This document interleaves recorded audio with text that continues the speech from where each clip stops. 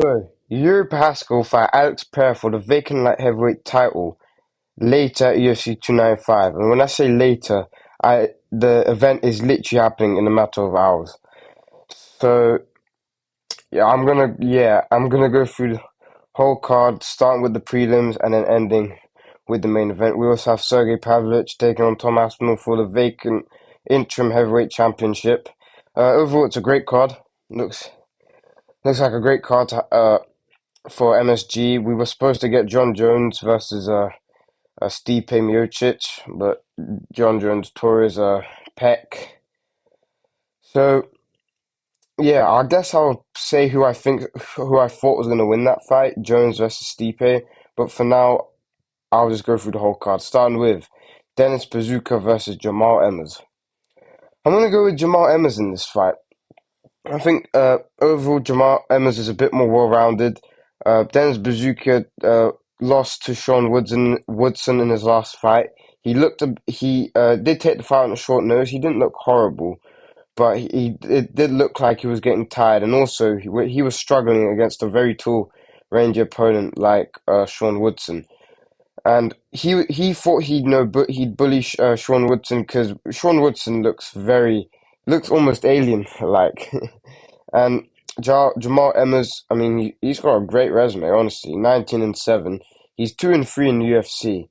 But if you look who he has beaten, I mean, he's beaten a lot of good people. Kushane Ashkabov, who was undefeated at the time.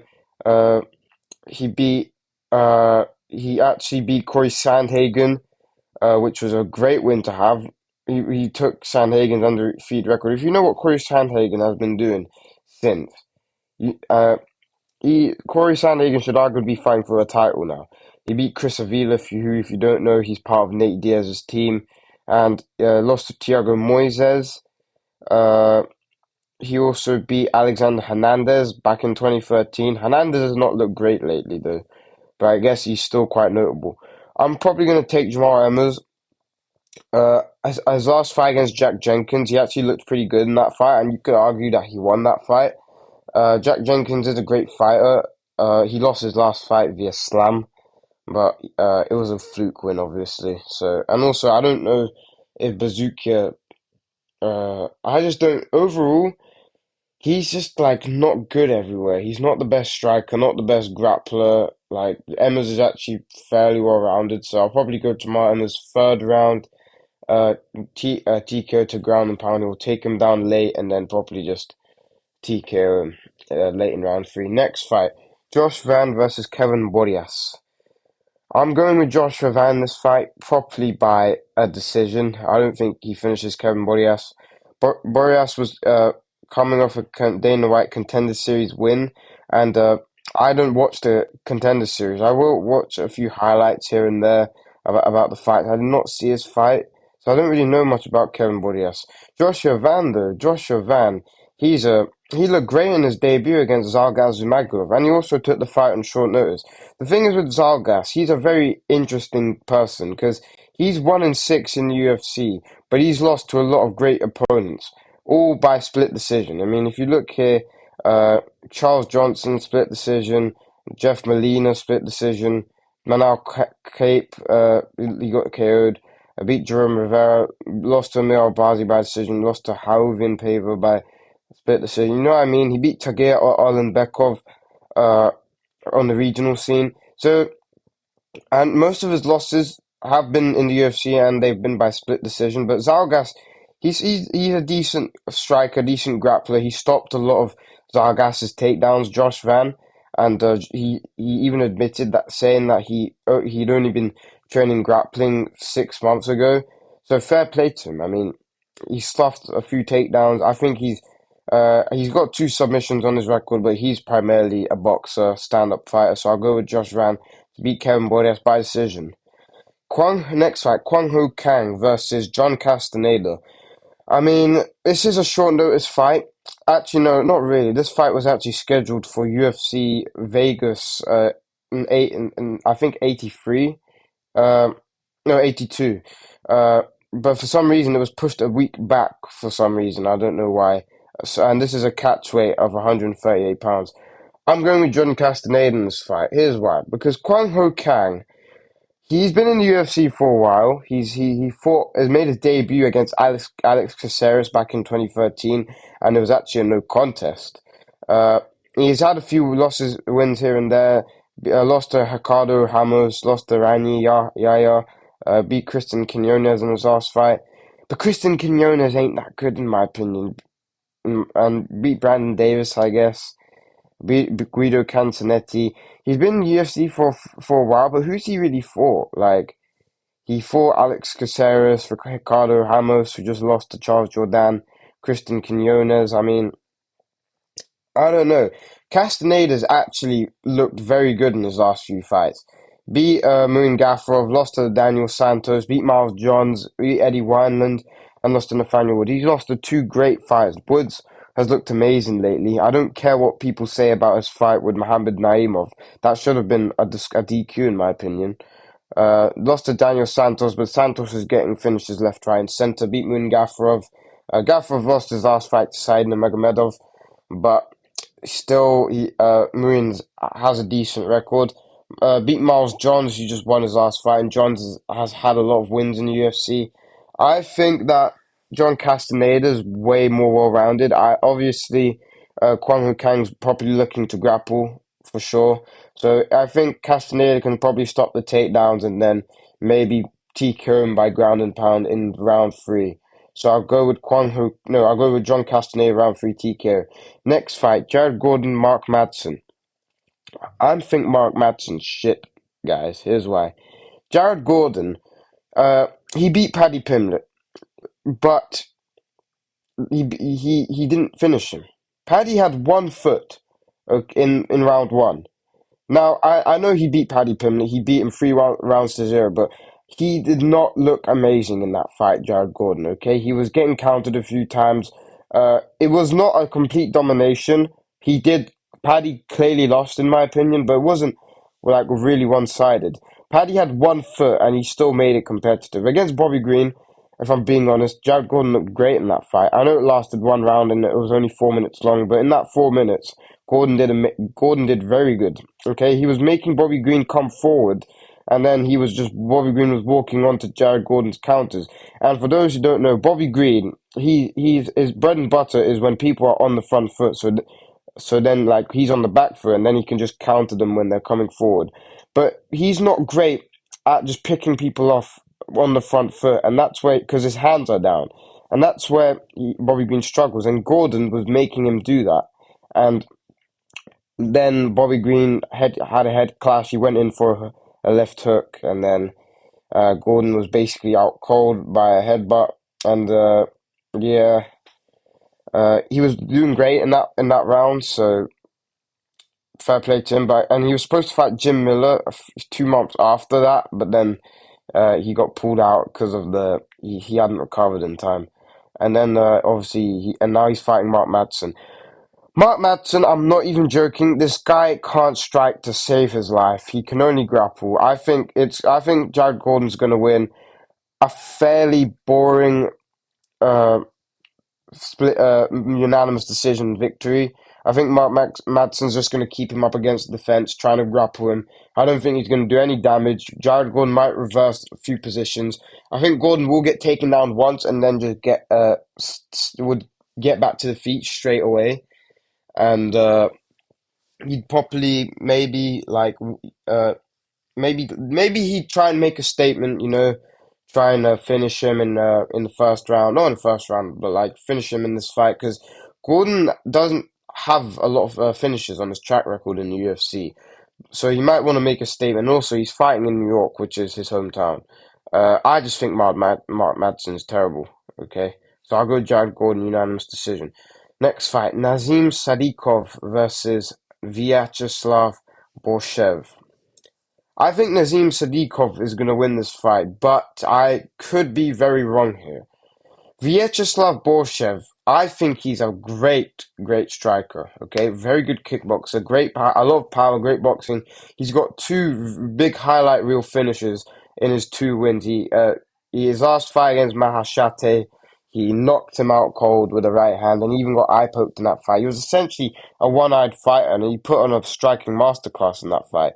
And also, He also had a brutal body shot KO in his UFC debut. But the thing is, he's got two losses in the UFC, and his two losses have been just him getting out grappled. Okay, Mike Davis, Mark DeCasey, they all out grappled him the entire fight. He has worked on his takedown defense, so maybe that would play a part in this fight.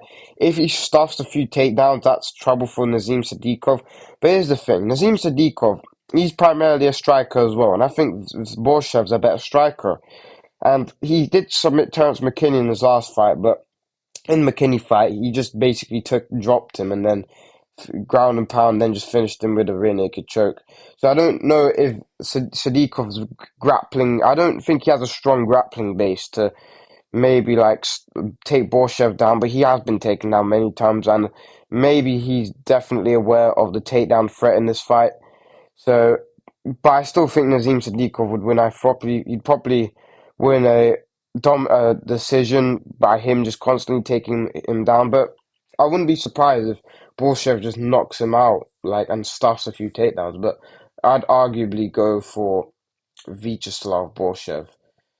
Uh, Next fight: Mateusz Rebecki versus Roosevelt Roberts.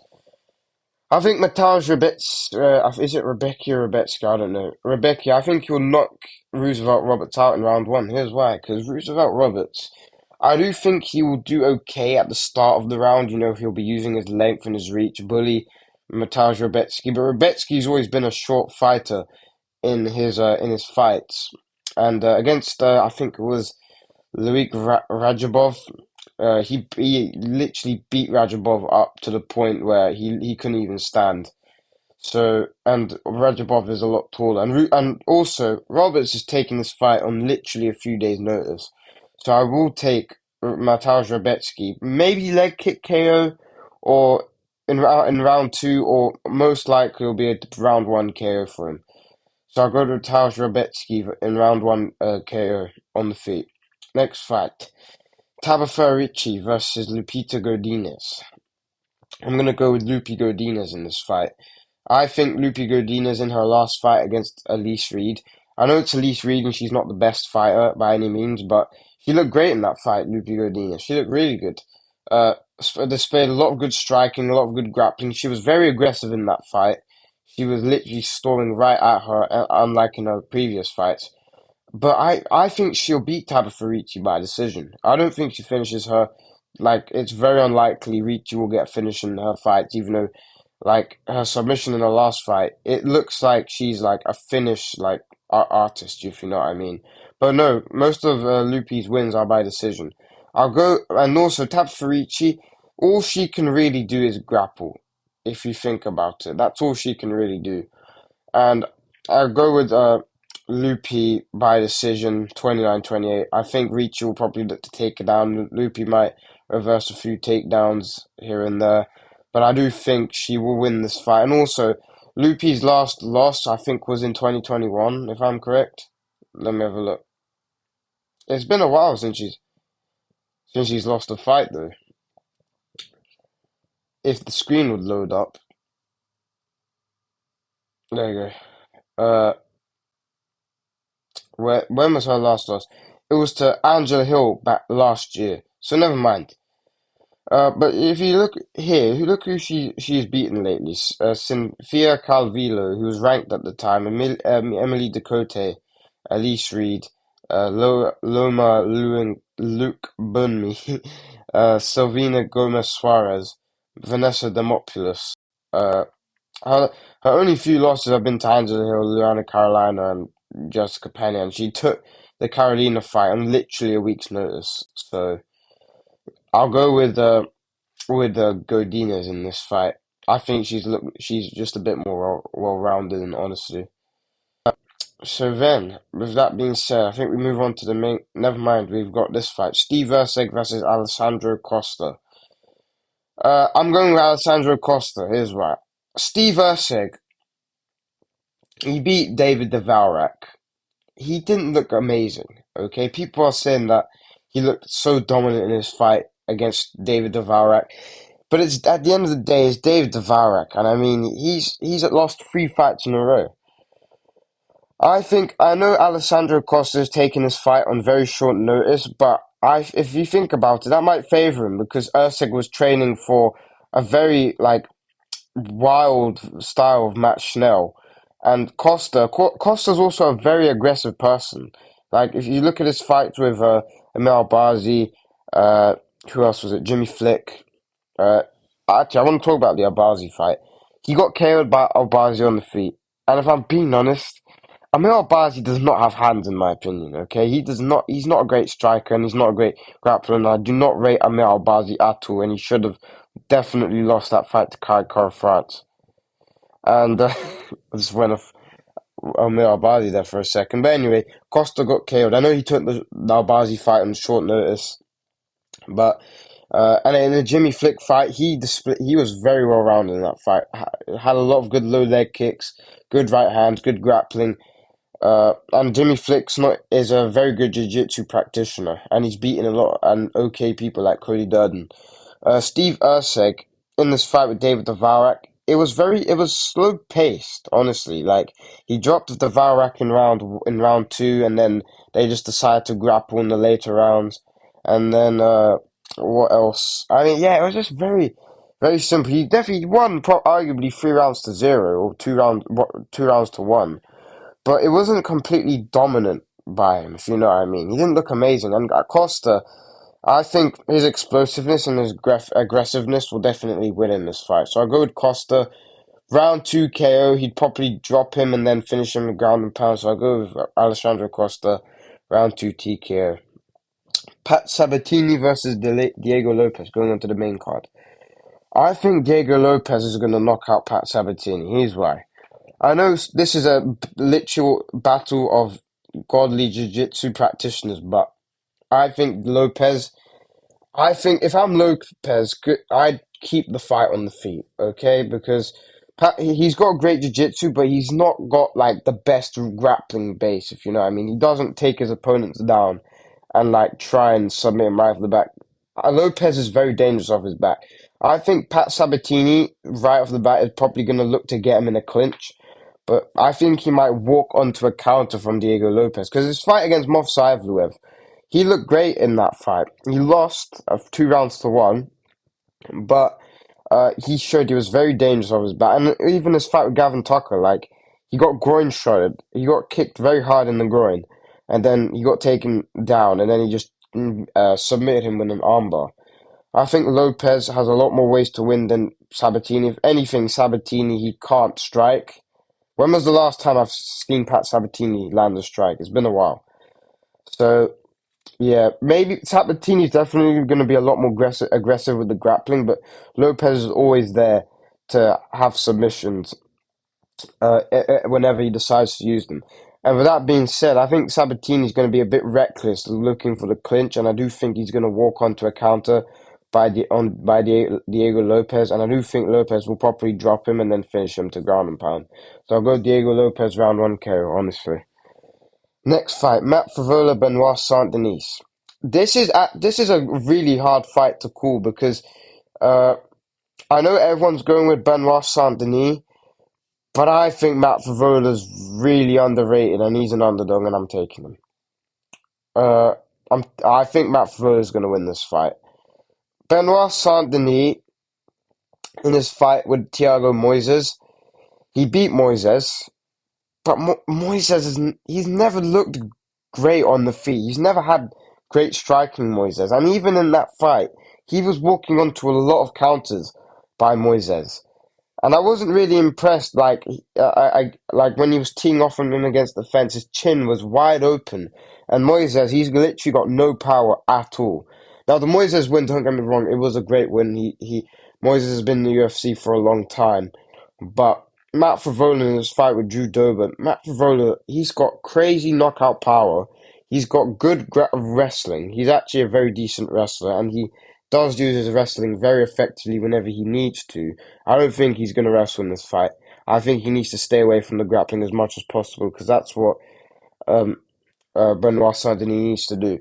I think Benoit's probably going to try and tee off on him against the fence, and he's just going to get caught with a counter shot Matt Favola. Matt Favola's probably going to land maybe like a similar shot to how Drew Dober did. Because the reason he carried Drew Dober was because Dober was just walking forward, not throwing any punches in combination, and then he just got dropped with his guard completely down, and that is a match made in heaven for Matt Favola. Because if Benoit Saint-Denis does something similar to what what's his name, Drew Dober was doing, then he's most likely going to get KO'd as well. And I think Dober has a better chin than Saint Denis. Uh, but again, maybe Saint Denis, he could maybe submit him in round 2 or 3. I wouldn't be surprised if he pulls off because he's had a lot of momentum lately. But I think Matt Favola is very underrated, and I think he's going to win this fight. Round 2 KO. Maybe Favola's going to try and tee off with him against the fence, and he's going to walk onto a shot, and I think it'll be over. So yeah. Next fight, Jessica Andrade versus Mackenzie Dern. I actually forgot this fight was happening. I've been watching the embedded and stuff, but I just sometimes forget this fight's even on the card. I'm going with Mackenzie Dern. I think Mackenzie Dern's performance against Angela Hill, that was a amazing performance by her. Okay, Angela Hill, uh, she got dropped in that fight by Mackenzie Dern. I do think Dern's striking has definitely improved lately. But I think, honestly, this is a better style matchup for Andrade. Andrade has lost 3 fights in a row this year. This is her 5th fight this year. Beat Lauren Murphy at the start of the year. Murphy can't fight at all. Lost to Erin Blanchfield in a fight I thought she was going to win. And then lost to Yan Xiaonan. Another fight I thought she was going to win. She just got KO'd in round 1. And she lost to Tiana, what's her name? Tiana Suarez.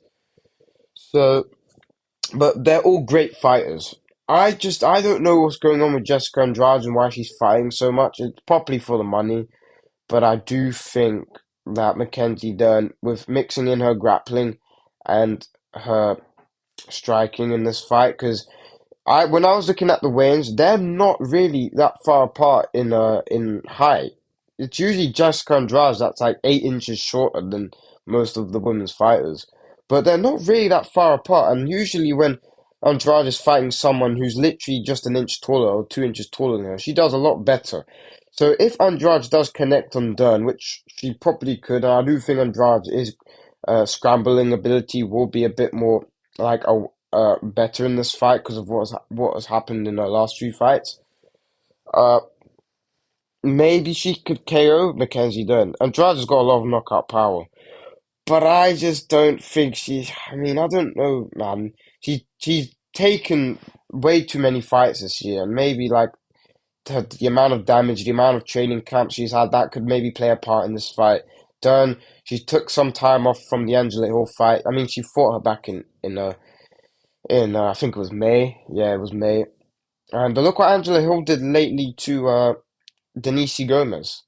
It was a great performance by her.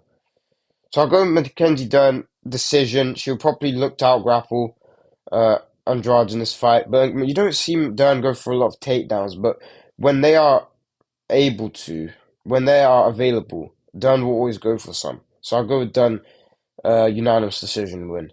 Now to the 2 big fights on the card. Sergey Pavlovich versus Tom Aspinall. I think Tom Aspinall's going to finish this fight in round 2 and he's going to submit him. Here's why. Sergey Pavlovich has never fought someone like Tom Aspinall. I'm going to say this something similar to the main event here about this guy's never fought anyone like him. You might have given you a hint who I think is going to win. But Tom Aspinall, Sergey Pavlovich, he's never fought someone who's always on their feet, moving around, and he's never fought someone with great footwork, okay? Shamil Abdurrahimov, Derek Lewis, Taito Vasa, and Curtis Blades, they do not have the same speed, power, and footwork that Tom Aspinall does. Maybe power I could be wrong about. I do think Derek Lewis and Curtis Blades do probably hit a bit harder. But I'm not even joking. Sergey Pavlovich, I do think he's going to be aware of the takedown here. But if you look at his fight with Curtis Blades and Shamil Abdurrahimov, the reason he didn't finish them so quickly like he did with Derek Lewis and Tai Tuivasa was because of the takedown threat. Okay, he knew that Blades had very good wrestling, and Shamil has a great wrestling background, and a great grappling base. And that's why he finished them in 4 minutes. But Derek Lewis and Tai Tuivasa, there's literally no grappling threat at all. He finished them in under a minute. It's the complete opposite with Tom Aspinall. Aspinall's got great footwork, great grappling, BJJ black belt, really good striking as well. Pavlovich has a lot of power. Now, I honestly, I couldn't be surprised if Pavlovich just KOs Aspinall. Like, he maybe just drops him and then finishes him. But I think Tom Aspinall's aware of that. I think he's aware of the power. He has taken this fight on short notice. But Pavlovich, he's had way more training camps. He's had 3 training camps this year. Don't forget. He was the backup opponent for Jones versus Garn. He fought Curtis Blades shortly after his training camp for the UFC 285, and again he's in another training camp. Aspinall has taken some time off from the knee injury to Curtis Blades. He didn't take any damage in the fight against Marcin Tybura, and that just looks like a completely different Tom Aspinall, in my opinion. I think Tom Aspinall's gonna maybe. I think he's gonna do good in round 1, and then in round 2 he's gonna decide to grapple. Maybe if Pavlovich connects hard on Tom Aspinall, maybe Tom would go for uh, a takedown. But I know Pavlovich does have a great uh, uh not great, I don't know. He has a Greco-Roman wrestling background. But in his loss to Alistair Overeem, he got taken down by Overeem in that fight, and he got finished. Okay, and I know it was back in 2018. He's probably made a lot of improvements since. But Alistair Overeem was never known for having good wrestling. Overeem was especially known for the striking clinics he'd put on everyone. Okay, and he just got taken down by Overeem. And Overeem's a strong guy, but he's not known for his grappling at all. So I'll go with Tom Aspinall round 2 submission. I think he'll take Pavlovich down early in round 2, then he'll take the back, and then he'll choke him out with a rear naked choke. And Tom Aspinall's the new interim heavyweight champ, and he's gonna KO John Jones. No, I'm joking. Jones and Stipe still have to fight. Now we go to the main event. Yuri Praska, Alex Pereira. I'm gonna be taking Yuri Praska to knock out Alex Pereira in round 2. Okay. Now, if you look on Topology and if you look at the odds overall, everyone's picking Alex Pereira. I think Yuri Prohaska's has way too many way too many ways to win this fight. He's got great, great grappling. Not great. Why do I keep saying that, man? He's got good grappling. Really, really dynamic striking. Very unorthodox. Now, I do think this will be a problem for Yuri. The chin in the air, and and his guard completely down, and his lead leg sticking out. That's like basically Alex Pereira's bread and butter. But here's the thing: Yuri Prohaska is a very pressure heavy fighter. He fights with a lot of pressure, a lot of punches, knees, elbows, kicks, and he has crazy power. Alex Pereira has a lot of power, but that's it, if you think about it. And I think Alex Pereira is just a bit too predictable. Yuri knows Pereira is going to want to stand and strike with him. Very good kickboxer, Pereira. Arguably one of the best kickboxers in the UFC right now. But he's just a bit too predictable, in my opinion. This is someone not a lot of MMA people are talking about.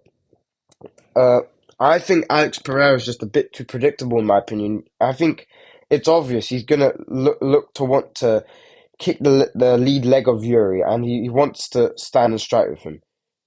Alex Pereira's got no fucking clue what Yuri Prohaska's gonna do. Okay, he doesn't know if he's gonna fly knee him. He doesn't know if he's gonna go for a head kick. And maybe yes, I mean, wait. He doesn't know if he wants to grapple. He's very unpredictable. Yuri throws a lot of strikes in very dynamic patterns. Okay, he'll go body shot, elbow, knee, uh, strike to the face. Like, he's very dynamic, Yuri Prohaska. And Alex Pereira, he does mix it up very well, goes to head, body, and leg. But so does Yuri. But Yuri does it a lot more often. And this is a very exciting fight because Yuri Prohaska and Alex Pereira, they have killer mindsets, okay? When Alex has his opponent hurt, goes for the kill. When Yuri has his opponent hurt, goes for the kill. Now, I know Yuri Prohaska in his fights with Glover Teixeira, Dominic Reyes, and Volkan Oezdemir, which are his only UFC fights, by the way. Against Volkan Oezdemir, he got hurt early in round one, got clipped by a shot, recovered shortly after. In his fight with Reyes, Reyes didn't really hurt him in that fight. He did hit him with a lot of shots, Reyes, don't get me wrong. Reyes was countering very good in that fight when Yuri was teeing off on him. Uh, obviously, Yuri took a lot of shots in that fight, but then shortly after that, Yuri Pasca would get the KO of the year. And his fight would go to Teixeira. He did get really, really hurt in round five to the point he nearly got stopped. But it was Glover's bad fight IQ which made him lose that fight. And then he got submitted in round three. No, in round five. I think Yuri Prohaska, he's got more ways to win. There's a lot more. He's a lot younger than Alex. Yuri's 31. Alex is 36. Uh, Yuri, you could argue he's in his prime right now. He probably is in his prime. Yuri Prohaska. Uh, I think, and also I think the injury he had that probably would have helped him. It would have helped him recover. He hasn't taken a lot of damage lately. I mean, he took quite some damage in the Teixeira fight, but he has recovered since. And also, I think the amount of time he took off has helped him physically and mentally. And I do think he'll be ready for Alex Pereira. And I do think, honestly, I think he wins the fight fourth round TKO. I think he's gonna take. First of all, the fight's gonna play out on the feet. In round four, I think Yuri's like, it's time to take this guy down. He takes him down. He then gets full mount and he starts beating shit out of him. And I think he'll be the new champ. Now, can Alex Pereira knock out Yuri Prohaska? Absolutely, he can. But I just think Yuri's dynamic striking and unpredictability will definitely help him in this fight. So I do think Yuri Prohaska will win this fight by fourth round TKO. Let me know what you guys think. This is my full breakdown and prediction for every fight on UFC 295. It's a great card, bit longer than usual, but all these fights are very fun matchups. Now I'm gonna say who I think was gonna win the John Jones Stipe fight. I thought John Jones was gonna win. But I saw in a world Stipe could potentially knock out John Jones because we've still not really known what John Jones is like at heavyweight because Cyril Gane didn't really do that much if you think about it. I would have went with John Jones, but I thought maybe Stipe could knock him out with his heavyweight power. So yeah, not really much else to say. I'm very looking forward to this card. It's currently 4 p.m. in the UK. This card starts at around 11. So yeah, if you're in the UK, you could watch it on BT Sport. But if you're in America, you can watch it, I guess, on ESPN. So yeah, very looking forward to it. I'll make my reaction to it literally after the card's finished. So yeah, I'll see you guys.